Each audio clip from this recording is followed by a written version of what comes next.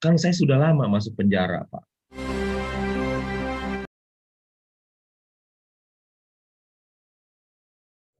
Tentu saja membeli saham itu bukan judi, Pak.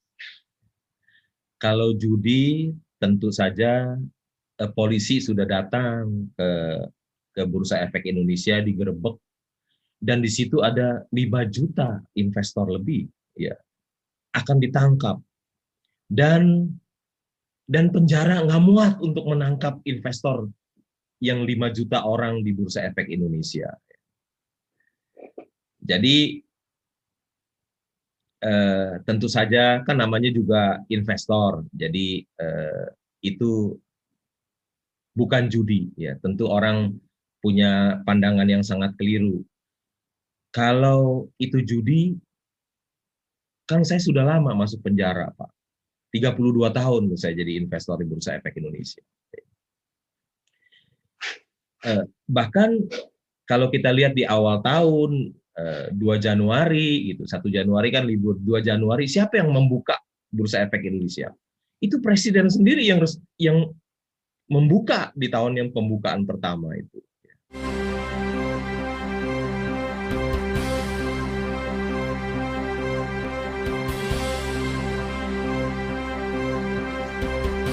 5, 4, 3, 2, 1.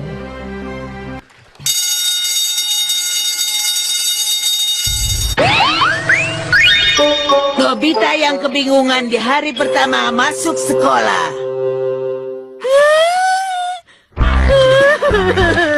Kenapa ini selalu terjadi dan aku tidak bisa melawan? Barang apapun yang aku beli.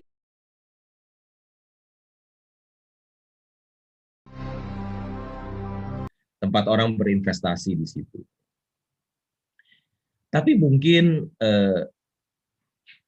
bisa disebut spekulasi, bisa, ya. Tapi kalau judi bukan.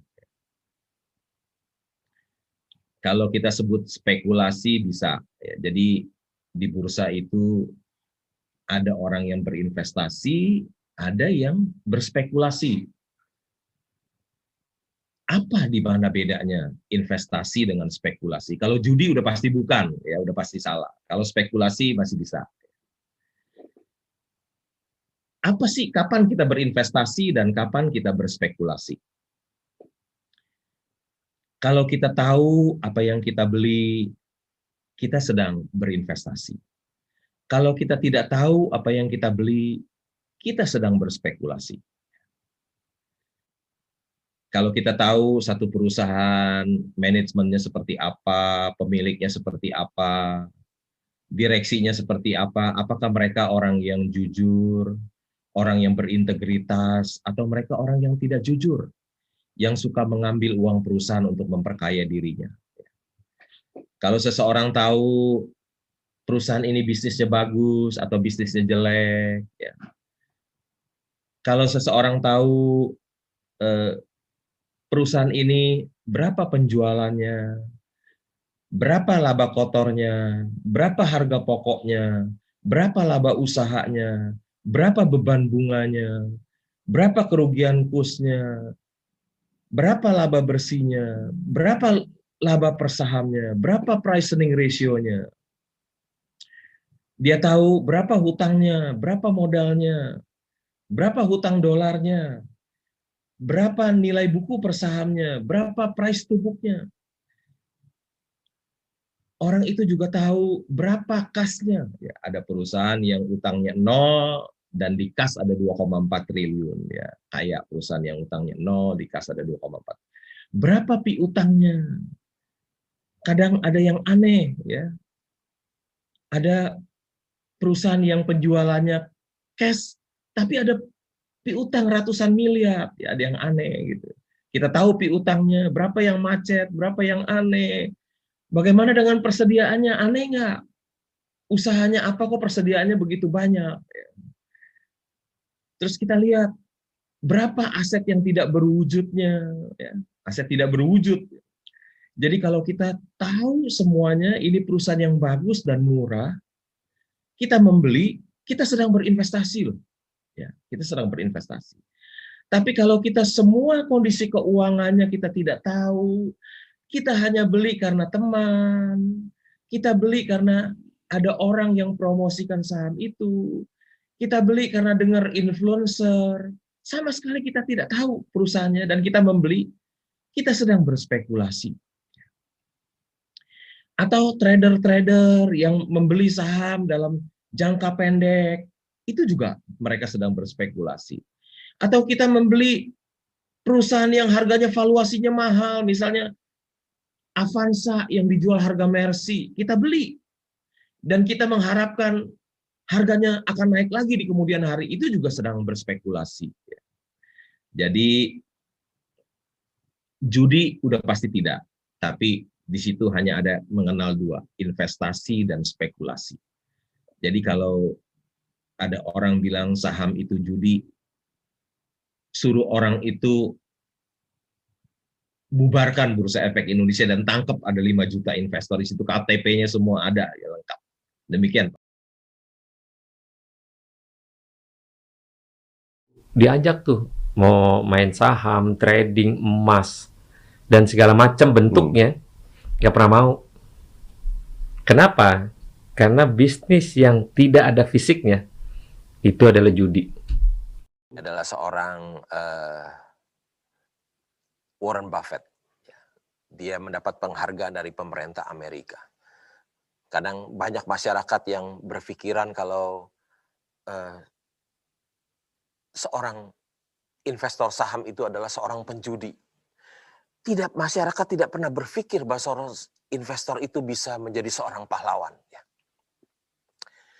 Mengapa saya berinvestasi di Bursa Efek Indonesia? Karena Bursa Efek Indonesia menawarkan imbal hasil tertinggi di antara bursa utama dunia bagi investor jangka panjang.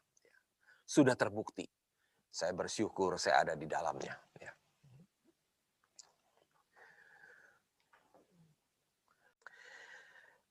Ketika kita memiliki perusahaan yang untung besar, kita seperti memiliki mesin pencetak uang. Kalau kita cetak uang, tentu kita bisa ditangkap. Tapi kalau kita memiliki perusahaan yang untung besar, sama seperti kita memiliki mesin pencetak uang. Dalam kurun waktu 35 tahun, kinerja saham Unilever Indonesia terus melesat. Jika ada seorang investor membeli 1.000 lembar saham pada saat IPO seharga 3.175 per lembar, saat ini nilai investasinya bernilai 5 miliar. Dalam 3 bulan terakhir rata-rata 2 juta lembar saham Unilever diperdagangkan setiap harinya. Jelas Heman Baksi di main hall Bursa Efek Indonesia. Kalau 35 tahun yang lalu kita membeli saham Unilever sebesar 1.000 lembar di harga 3.175, kita mengeluarkan uang 3.175.000. Kita tidur selama 35 tahun. Ketika kita bangun, uang kita jadi 5 miliar. Ketika kita sudah memiliki saham perusahaan yang hebat, yang terbaik adalah tidur. Investor saham yang tidur bukan saja mendapatkan cuan yang besar. Tidur juga bisa meningkatkan imunitas sehingga bisa terhindar dari COVID-19. Belilah perusahaan-perusahaan yang bertumbuh. Ini contoh laporan keuangan BRI. Labanya di tahun 2015 25 triliun, meningkat menjadi 26 triliun, kemudian 29 triliun, 32 triliun, dan 34 triliun. Yang terakhir belilah perusahaan-perusahaan yang valuasinya murah. Ini contohnya Penin Finansial, harga sahamnya 192, nilai buku per sahamnya 740, berarti dia at discount. Labanya kurang lebih Rp50, artinya price earning ratio-nya 3,8 kali. Ini perusahaan yang valuasinya murah. Nah, ini contoh perusahaan yang valuasinya mahal. Ini perusahaan rugi. Kalau kita lihat laporan keuangan 30 Juni, dia rugi 4,9 miliar. Tetapi valuasinya sangat mahal, yaitu harga sahamnya 5.250, sedangkan nilai buku per sahamnya hanya 217. Orang terkaya di dunia ini, Jeff Bezos, dia bertanya kepada Warren Buffett, "Your investment thesis is so simple." Begitu sederhana. "You are the second richest guy in the world and it is so simple. Why doesn't everyone just copy you? Ternyata investasi Warren Buffett itu begitu sederhana. Sangat sederhana dan gampang. Orang tinggal jiplak aja, gampang sekali. It takes time, perlu waktu ya. Kalau kita mendapatkan saham perusahaan Mercy yang dijual di harga bajai, untuk kembali menjadi Mercy tentu perlu waktu. Perlu waktu kita menunggu, perlu kesabaran kita ya untuk menunggu. Banyak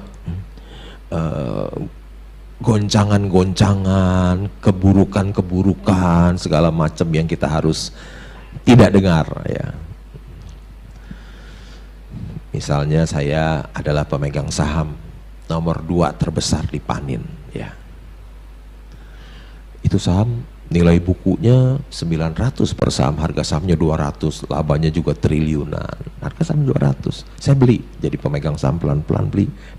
Tahu jadi pemegang saham nomor 2. Wah, orang yang punya ijazah CFA, jadi instruktur CFA, bilang saham saya itu value trap katanya. Saya masuk jebakan katanya. Ternyata saham itu naik dari 170 ke 775. Saya keluar habis, saya keluarin semuanya. Bukan value trap jadi value gain ya. Kasih saya cuan sampai.